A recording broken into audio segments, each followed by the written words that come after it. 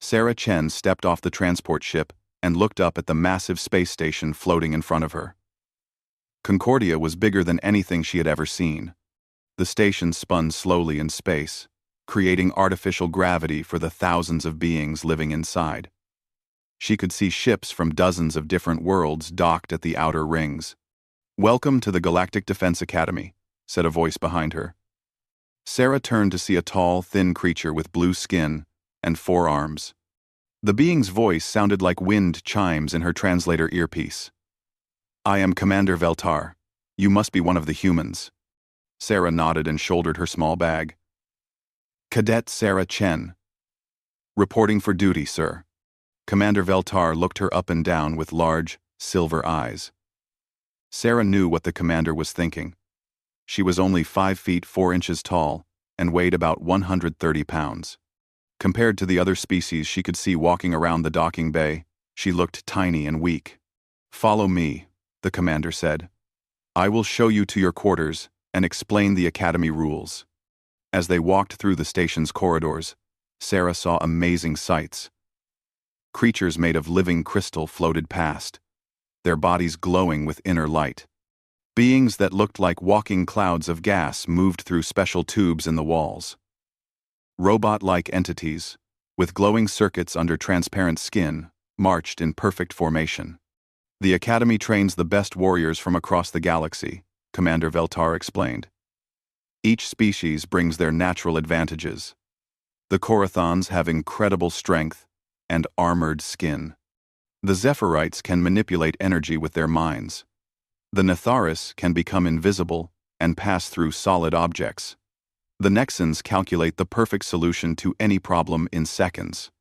They stopped at a door marked with human symbols. "Your room," the commander said. "Classes begin tomorrow at sunrise. Try to keep up." Sarah's room was small but comfortable. Through the window, she could see Earth in the distance, a blue and green ball floating in the black of space.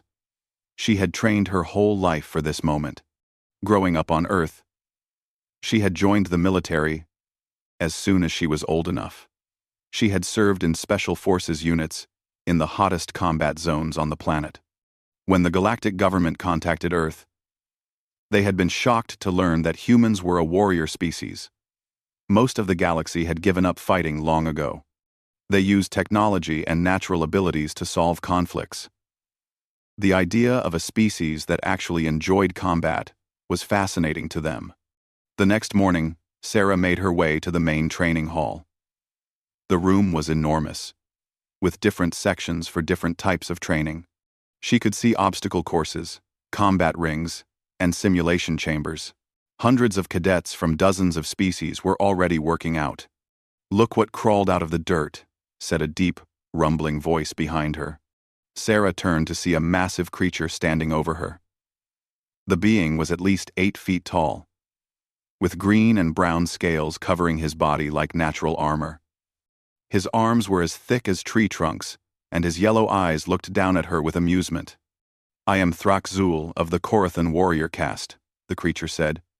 "You must be one of the new human pets." Other cadets began to gather around them. Sarah could see creatures of all shapes and sizes watching the conversation with interest. "I'm Sarah Chen," she said calmly. Thraxzul laughed, a sound like rocks grinding together. "Nice to meet me? Human, do you understand where you are? This is an academy for warriors. The weak do not belong here." A floating crystal being drifted closer. "Thraxzul speaks truth," it said in a voice like singing glass. "Humans have no natural advantages. No armor, no special powers, no enhanced intelligence. Why were they even accepted?" "Probably to make the rest of us look better," said a Nexan, its circuit patterns glowing brighter with what Sarah assumed was laughter. Sarah felt her face grow hot, but she kept her voice steady. "Maybe we'll surprise you." "Surprise us?" Thraxzul leaned down until his massive head was level with hers. "Human. Your entire species could not lift the weights I use for warm-up. Your bones would break if you tried to keep up with our basic training."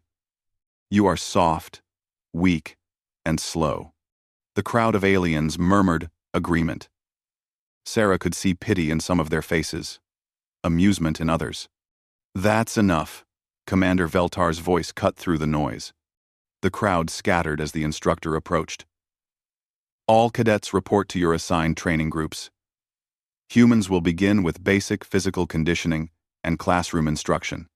As the other cadets moved to the advanced training areas, Sarah found herself directed to a small section of the gym with basic equipment. The other 11 humans were already there, looking just as out of place as she felt. Don't let them get to you, said Marcus, a tall man from the European Federation. We're here for a reason. Are we? Asked Linda, a woman from the African Union. Look around.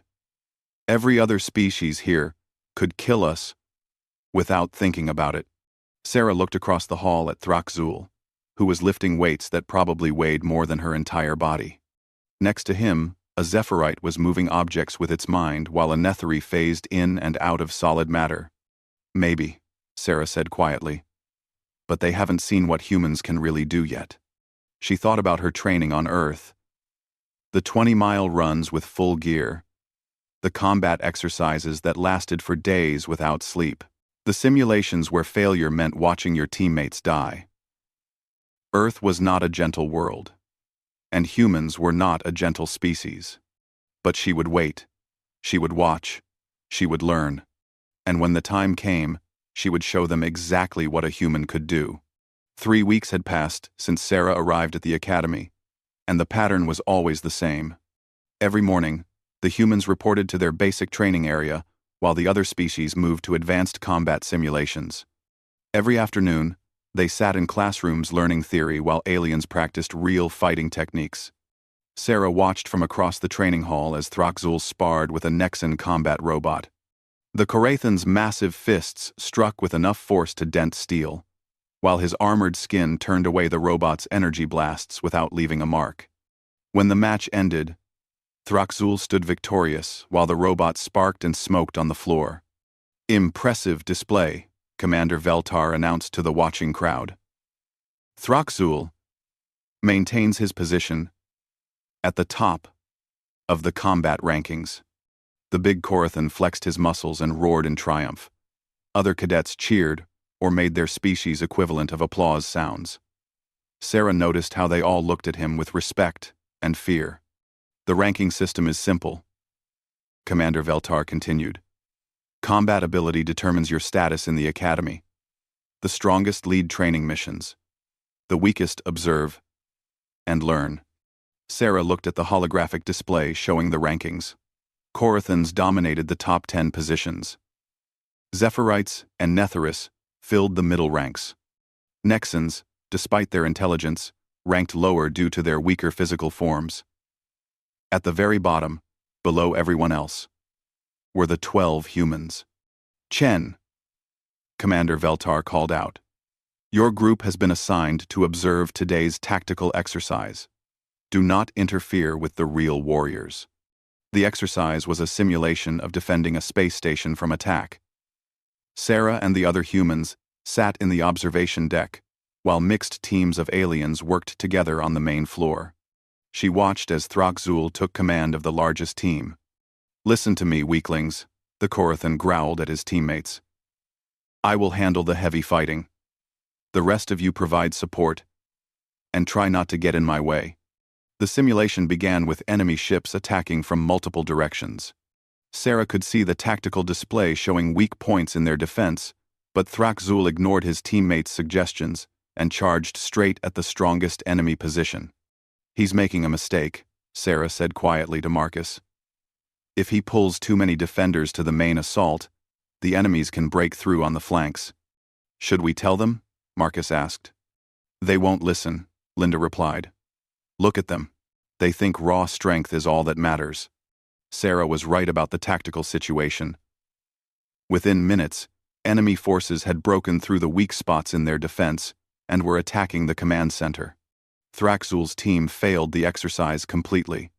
Disappointing, Commander Veltar announced. Perhaps next time you will work better as a team. After the simulation ended, Sarah approached Throxzul. The Korathon was standing with several other top-ranked cadets, his yellow eyes still burning with anger over the failure. "Excuse me," Sarah said politely. "I noticed during the exercise that the enemy was using a classic pincer movement. If you had kept some defenders on the flanks while you attacked the center, you could have—" "What did you say?" Throxzul turned to face her, his massive form casting a shadow over her small body. "I was just suggesting that maybe a different tactical approach might have worked better," Sarah explained. The other aliens began to laugh.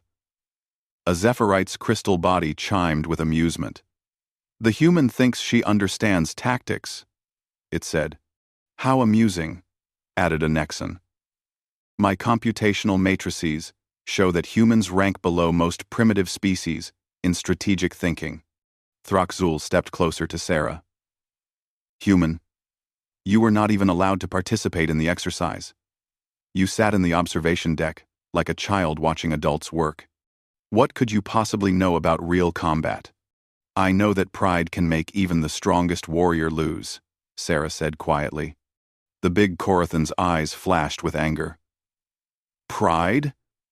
You dare lecture me about pride?" He reached out with one massive hand and shoved Sarah backward. She stumbled, but managed to stay on her feet. "Know your place in the natural order, human," Throxzul snarled. "You are prey animals pretending to be predators. Soft, weak, and stupid. The galaxy has no use for your kind except as servants." The crowd of aliens murmured agreement. Sarah felt her hands clench into fists, but she forced herself to stay calm. "Maybe you're right," she said. "Maybe humans don't belong here." Throxzul smiled, showing rows of sharp teeth. "Finally, some wisdom from the monkey." Sarah nodded slowly. "There's only one way to find out for sure." She looked up at Commander Veltar, who had been watching the entire exchange. "Sir, I request a formal combat assessment," Sarah announced in a clear voice that carried across the training hall. The hall went completely silent. Even the floating Netharis stopped their constant movement to watch. Commander Veltar's forearms moved in what Sarah had learned was a gesture of surprise. "Cadet Chen, you understand what you are requesting? A combat assessment against a top-ranked warrior could result in serious injury or death." "I understand, sir. And if you fail, it will prove that humans are not suitable for combat training.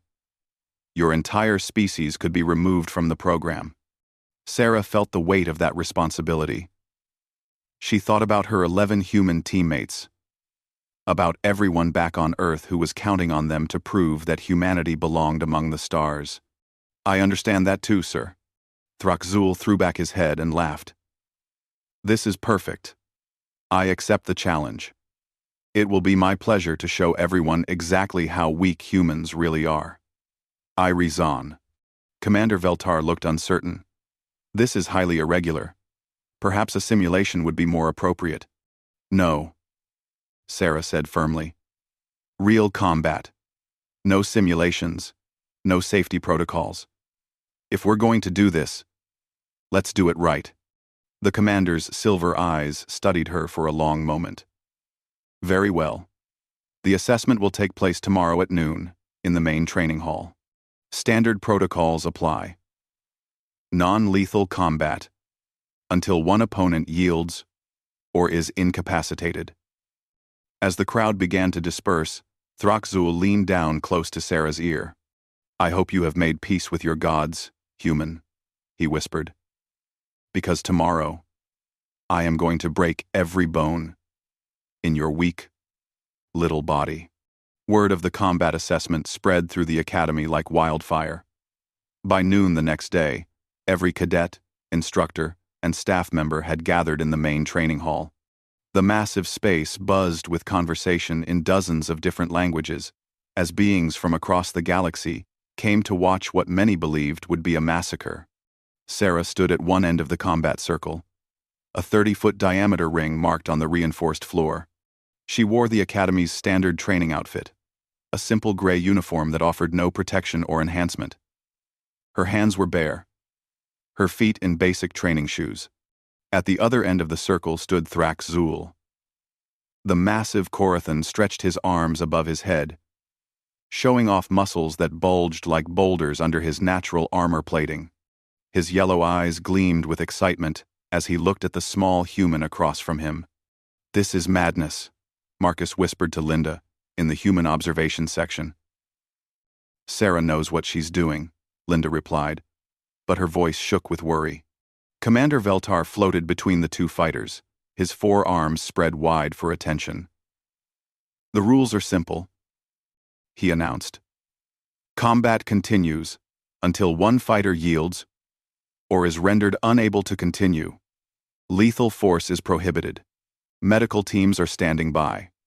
Resard." Sarah could see the medical teams positioned around the circle. Beings with advanced healing technology waited with floating stretchers and emergency equipment. They were clearly expecting to need them. "Fighters, are you ready?" Commander Veltar asked. Thrak-Zul roared his agreement, a sound that echoed off the walls and made several smaller aliens step backward. "Ready," Sarah said quietly. "Begin." Commander Veltar quickly moved out of the circle. For a moment, neither fighter moved. Thrak-Zul stood with his arms spread wide, inviting attack. Sarah remained still, watching and waiting. "What are you waiting for, human?" Thrak-Zul taunted. "Are you so frightened that you cannot move?" The crowd laughed at his words. Sarah ignored them, keeping her eyes focused on her opponent. She had studied Korathans for 3 weeks, learning their strengths and weaknesses. They were incredibly strong and tough, but they relied too much on their natural advantages. They expected to overpower their enemies through brute force. Thrak-Zul grew tired of waiting. He charged forward with surprising speed for something his size. His massive fist aimed at Sarah's head. The punch came fast and hard, with enough force to crush a normal human skull. Sarah moved at the last second, turning her head just enough to let the fist pass by her ear. She could feel the wind from the blow and smell the musk of the alien's skin. Before Thrak-Zul could recover, she struck back, driving her elbow into his ribs. The elbow strike hit exactly where she aimed, but Thrak-Zul's armored scales turned away the blow without damage. He laughed and backhanded Sarah across the face, sending her stumbling across the circle. The crowd cheered as Sarah hit the ground and rolled. When she stood up, her lip was bleeding, and her cheek was already starting to swell. "Is that all humans can do?" Thrak-Zul called out. "I have been hit harder by children." Sarah wiped the blood from her mouth and moved back toward the center of the circle. This time, when Thrak-Zul attacked, she didn't try to hit his armored body. Instead, she went low, sweeping at his legs. The big alien jumped over her sweep and tried to stomp down on her back. Sarah rolled away and came up running. For the next few minutes, the pattern continued. Thrak-Zul would attack with overwhelming force, and Sarah would dodge, weave, and strike back when she could. But her strikes did no damage to his armor, while every hit he landed sent her flying. "This is painful to watch," said a Zephyrite in the crowd. "Why doesn't she just yield?" "Human pride," replied a Nexan. "They are too stupid to know when they are beaten." Sarah could hear the comments, but she ignored them. She was learning with every exchange. Thrak-Zul was strong and fast, but he followed predictable patterns. He favored his right hand for power strikes. He dropped his guard when he thought he had landed a solid hit. Most importantly, he was starting to get angry at her refusal to stay down. "Stand still and fight," Thrak-Zul roared as Sarah dodged another massive punch. "Stop running like a coward." "I'm not running," Sarah said calmly. "I'm waiting." "Waiting for what?" "For you to get careless." Thrak-Zul's eyes flashed with rage. He had never been in a fight that lasted this long. His natural superiority should have ended this in seconds. The fact that a tiny human was still standing, still moving, still fighting back, was making him furious. He charged again, this time putting everything he had into a massive overhead strike that would have crushed Sarah into the floor. At the last second, she stepped aside and let him punch the reinforced training surface instead. The impact cracked the floor and sent vibrations through the entire hall. Thraxul's fist was buried 6 inches deep in supposedly unbreakable material. But more importantly, the missed strike left him off balance and overextended. Sarah saw her chance. Instead of trying to hit him, she grabbed his extended arm and used his own momentum against him. She pulled him forward while stepping to the side, adding her strength to his uncontrolled charge. Thraxul stumbled forward, his massive body suddenly out of control. He tried to catch himself, but Sarah was already moving. She grabbed his armor plating and used it as a handhold, throwing her entire body into a perfect hip throw that she had learned in combat training on Earth. What happened next shocked everyone in the hall. Sarah's technique was flawless, using leverage and momentum to overcome superior size and strength. But what nobody expected was the explosive power behind her movement. Humans had evolved on a high-gravity world, developing bone density and muscle efficiency that other species couldn't match. When Sarah threw Thraxul, she didn't just redirect his momentum. She added tremendous force of her own. The 8-foot Karathan warrior flew through the air like he had been shot from a cannon. He traveled the full width of the combat circle and kept going, his armored body crashing through the supposedly unbreakable training mat like it was paper. But he didn't stop there. Thraxul smashed through the reinforced flooring beneath the mat, through the support beams below that, and disappeared into the corridor on the level below, in a shower of sparks and debris. The hall fell completely silent. Emergency alarms began to sound as automatic systems detected the structural damage. Medical teams rushed toward the massive hole in the floor where their top-ranked warrior had vanished. Sarah stood in the center of the combat circle, breathing hard but still on her feet. Her uniform was torn and dirty. Her face was bruised and bleeding, but her eyes were calm and steady. Commander Veltar floated over to her, his silver eyes wide with shock. "Cadet Chen," he said in a voice barely above a whisper. "What have you done?" The medical bay was chaos. Emergency teams worked frantically around Thraxul's massive form as he lay unconscious on a reinforced treatment table. The Korathan's natural armor had saved his life, but barely. He had 3 broken ribs, a severe concussion, and damage to his left shoulder that would take weeks to heal.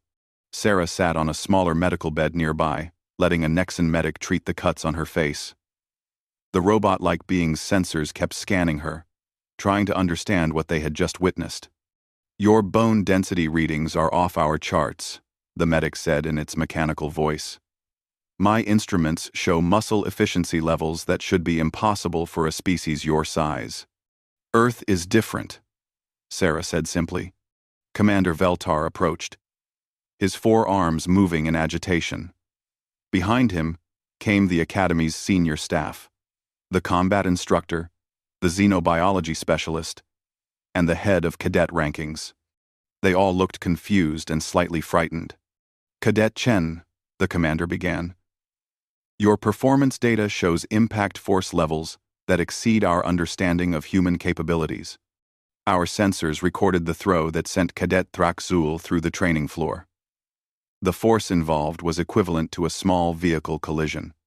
"The question is," interrupted the combat instructor, a crystalline zephyrite named Kasteth, "how did you generate that much power? Humans are classified as a low-strength species." Sarah finished letting the medic clean her wounds before answering. "Who classified us as low strength?" "Not.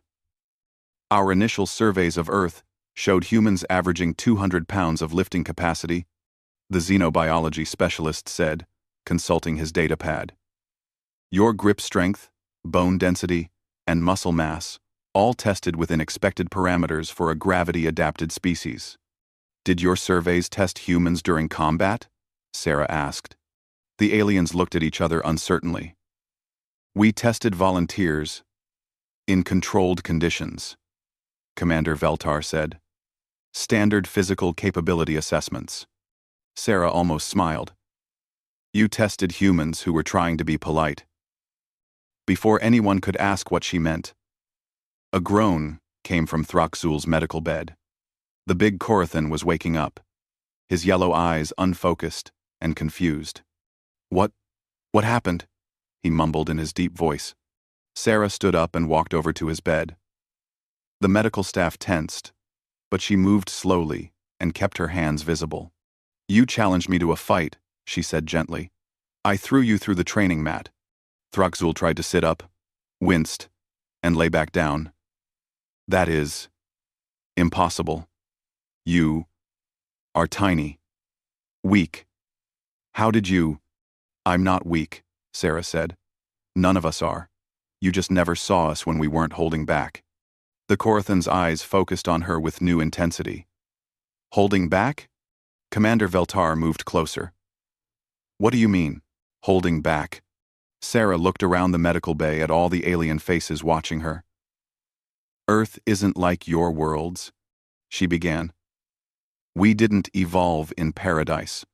Our planet tried to kill us every day for millions of years." She moved to the room's main display screen and called up images of Earth that she had brought from home. The screen showed hurricanes, earthquakes, volcanoes, and wild animals. "These are normal weather patterns on our world," Sarah explained. "This is what we consider a mild storm. These animals hunted our ancestors for food." The aliens stared at images of lions, sharks, and other predators. To species that had evolved on gentle worlds, or had been genetically perfected over generations, the creatures looked impossibly dangerous.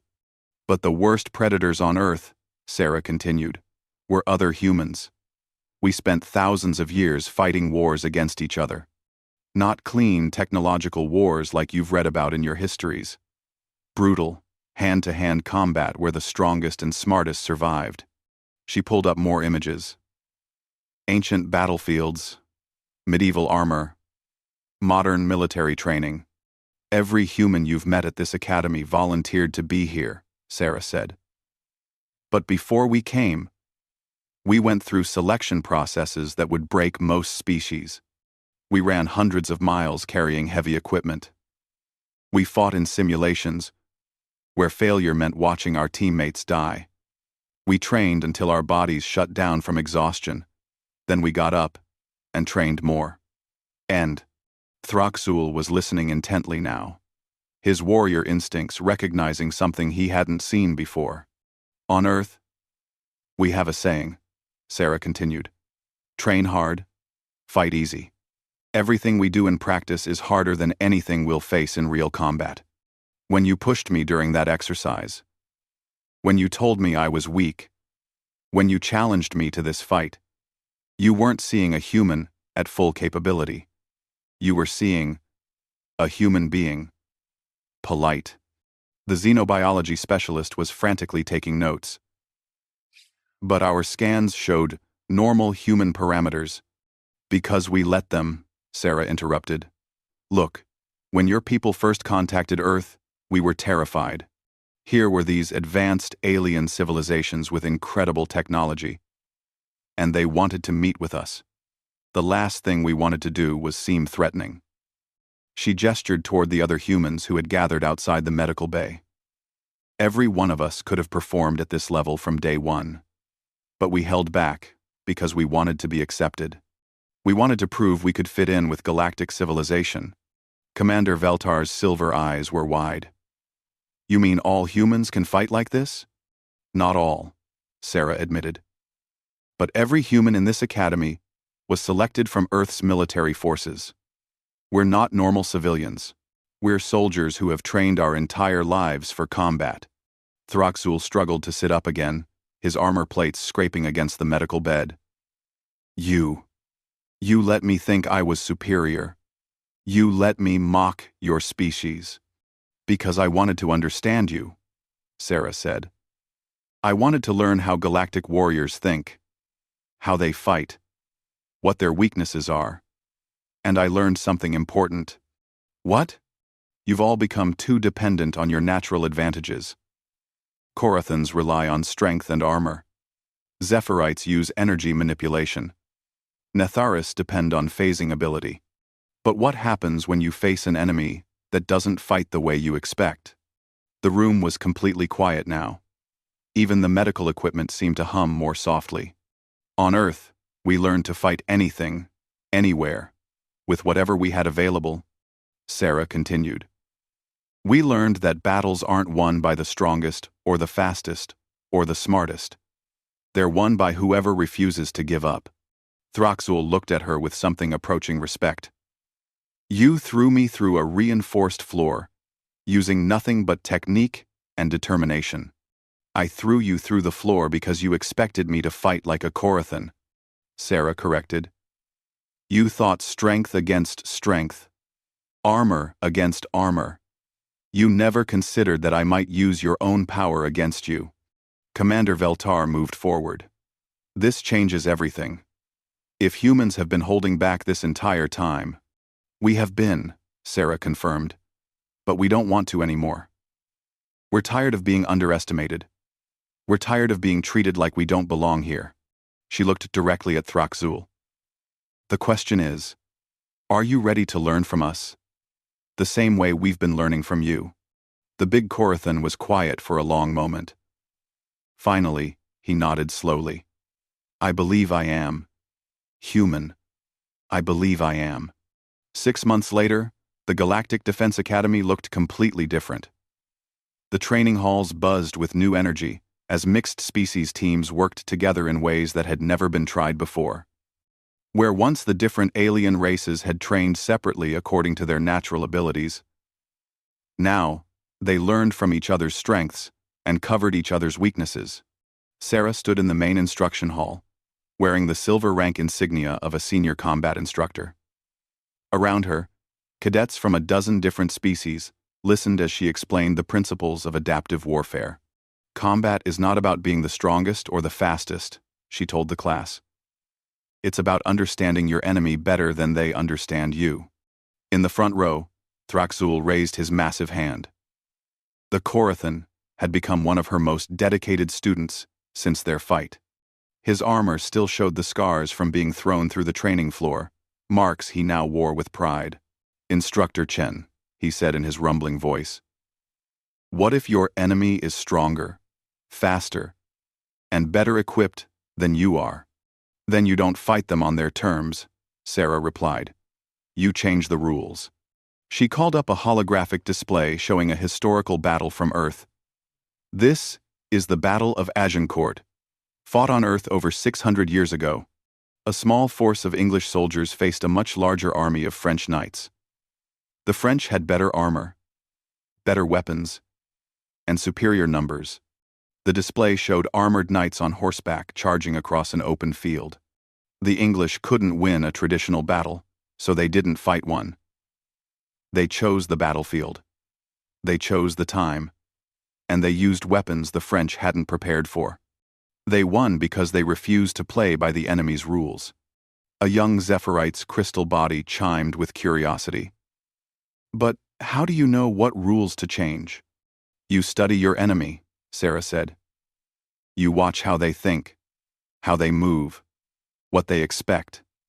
Then you do something completely different. She looked around the classroom at the mix of alien faces. Korathans expect their enemies to meet strength with strength. Zephyrites assume everyone will fight at range with energy weapons. Natharis think all combat happens in 3 dimensions. But what if you faced an enemy that used none of those approaches? The cadets exchanged glances. These were concepts that challenged everything their species had believed about warfare. Instructor, said a Nexan, its circuit patterns glowing with processing power. My calculations suggest that this approach would be highly unpredictable. How do you train for something you cannot calculate? Sarah smiled. You train for everything. You prepare for situations you've never imagined. You learn to adapt when your plans fall apart. She gestured toward the door, where Marcus and Linda entered with another group of mixed-species cadets. These teams had been training together for months, learning to combine their different abilities in new ways. Marcus, show them the Mumbai exercise, Sarah said. Marcus nodded and activated another holographic display. This one showed a crowded urban environment with civilians, obstacles, and hidden enemies. Traditional galactic warfare doctrine says to use overwhelming force to clear the area, Marcus explained. But what if you can't? What if the enemy is hiding among innocent people? The hologram began to move, showing the mixed species team navigating through the simulation. A Korathan and a Nathari worked together, with the Nathari phasing through walls to scout ahead, while the Korathan provided covering fire. A Zephyrite used precise energy manipulation to disable weapons without harming civilians, while a Nexan coordinated the team's movements. The key is knowing when not to use your strengths, Linda added from her position at the control panel. Sometimes, the Korathan needs to be subtle. Sometimes the Nethari needs to become solid and hold ground. Sometimes the Zephyrite needs to fight, hand to hand. Throxul watched the display intently. 6 months ago, I would have called this cowardice. Now, I see it as wisdom. What changed your mind? Asked the young Zephyrite. The big Korathan stood up and looked around the room. I learned that being the strongest means nothing if you are also the most predictable. Instructor Chen taught me that there are many kinds of strength. Sarah nodded approvingly. That's the first lesson of human warfare. Your greatest strength can become your greatest weakness if you rely on it too much. A chime sounded throughout the academy, indicating the end of the class period. As the cadets began to file out, Commander Veltar entered the room. The academy's director looked pleased. A marked change from his initial skepticism about humans. Instructor Chen, he said with his musical voice. I have just received word from the Galactic Defense Council. They want to implement your training protocols across all academy worlds. Sarah felt a surge of satisfaction. All academies? All academies? All of them. Your adaptive warfare techniques have proven so effective that the Council believes they should be standard training for all galactic defense forces. Through the classroom windows, Sarah could see Earth hanging in the star-filled void. Her homeworld looked peaceful from this distance. But she knew better. Earth had shaped humanity through countless challenges. And now, humanity was sharing those hard-learned lessons with the galaxy. There's something else. Commander Veltar continued. The Council has also authorized the expansion of human enrollment in the Academy program. Instead of 12 cadets, we will be accepting 200. Sarah raised an eyebrow. 200? That's quite a change. The galaxy is beginning to understand that humans bring something unique to our defense forces, the commander said. Not just your physical capabilities, but your way of thinking about problems. Your refusal to accept defeat. Marcus and Linda had stayed behind after dismissing their own classes. What do you think, Sarah? Marcus asked. Ready to train 200 more humans? I think the galaxy is about to learn what Earth really taught us, Sarah replied. Which is? She looked out at the stars again, thinking about all the battles humanity had fought to reach this point. All the times they had been counted out, underestimated, or written off as inferior. All the times they had proven their critics wrong through sheer determination. That the most dangerous warrior isn't the one with the best weapons or the strongest body, Sarah said quietly. It's the one who gets back up no matter how many times you knock them down. Throxul, who had been listening from the doorway, nodded in agreement. The galaxy thought it was perfecting warriors by breeding out weakness and struggle. But humans showed us that struggle creates strength. As the group prepared to leave, Sarah took one last look around the classroom. The walls were covered with tactical displays, weapon specifications, and training schedules. But more importantly, they showed pictures of successful mixed-species teams working together. 6 months ago, the galaxy had seen humans as weak primitives who didn't belong among the stars. Now they understood that humanity's greatest gift wasn't any single ability, but rather their refusal to be limited by what others thought was possible. The Academy had taught the galaxy an important lesson. Perfection wasn't about eliminating flaws. It was about learning to fight with whatever you had, wherever you were, against whatever odds you faced. And in that regard, humans had become the perfect teachers. As Sarah walked out of the classroom, she could hear the sounds of mixed-species teams training together in the halls beyond. The future of galactic defense was being shaped by beings who had learned to combine natural advantages with human adaptability. The galaxy had spent eons perfecting warriors. Humanity had perfected something far more dangerous: soldiers who refused to quit.